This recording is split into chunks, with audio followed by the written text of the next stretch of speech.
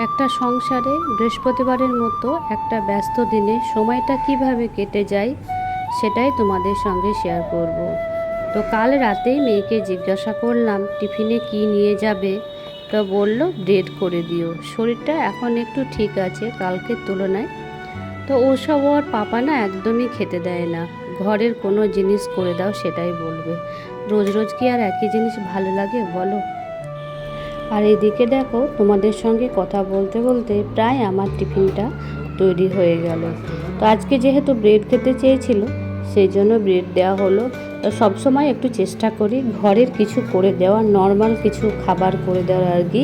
আর এই যা গরম বুঝতে পারছো, এখন বাইরেকার খাবার তো দেওয়াই যাবে না।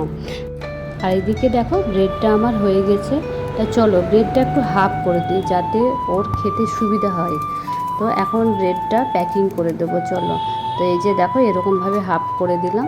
তা চলো এখন প্যাকিং করে দিই। আর এদিকে দেখো স্কুলের গাড়ি চলে এসেছে। আর সকাল থেকে কি রোদ, প্রচণ্ড গরম, বাচ্চাদেরকে দেখে না ভীষণ মায়া লাগে।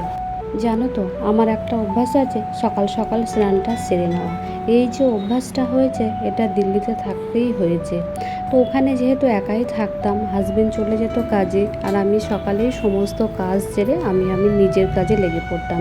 তো সেম এখানে এসেও সেই আর কি। তো সকাল সকাল স্নানটা সেরে দেখো আমি এখন একটু ফ্রেশ হয়ে নিয়েছি, একটু ক্রিম লাগিয়ে নিয়েছি। আর সব থেকে অভ্যাস হয়েছে আমার যে চোখে কাজলটা না পড়লে ফেসটা আমার আনকমপ্লিট লাগে। এটাও একটা অভ্যাস আর কি। আর আমার হাজবেন্ড একেবারেই অপরিষ্কার পছন্দ করে না, সবসময় পরিষ্কার পরিচ্ছন্ন থাকো, ফিটফাট থাকো, এটাই আমার হাজবেন্ড বেশি পছন্দ করে। আর আমিও সেম, আমিও অপরিষ্কার একেবারেই আমার ভালো লাগে না। তো সবসময় চেষ্টা করি নিজেকে ফিটফাটে রাখার আর নিজেকে ভালো রাখার চেষ্টা করি। আর এদিকে দেখো খাওয়া দাওয়া করে একটু রেস্ট নিয়েছিলাম, এখন ওই 6:30 মতো বাজে, যাব মার্কেটে। তো আমার হাজবেন্ড আগে মেয়েকে টিউশনে ছাড়তে গেল। তো দেখো আমরা এখন বেরিয়ে পড়েছি, মেয়েকে টিউশনে ছেড়ে চলে এসেছে। তা চলো আমরা যাব কোথায় সেটাই তোমাদেরকে দেখাবো। তা আমরা এখন চলে এসেছি রিলায়েন্সে। তো চলো রিলায়েন্সের ভেতরে যাই, হাজব্যান্ডের কিছু কেনাকাটা আছে তার জন্য। তো হাজব্যান্ড বললো তুমি একা ঘরে থাকবে, তা চলো আমার সঙ্গে। তো সেই জন্য দেখো হাজব্যান্ডের সঙ্গে চলে এসেছি। তা চলো ভেতরে যাই, গিয়ে দেখি আবার কি কেনাকাটা করবো।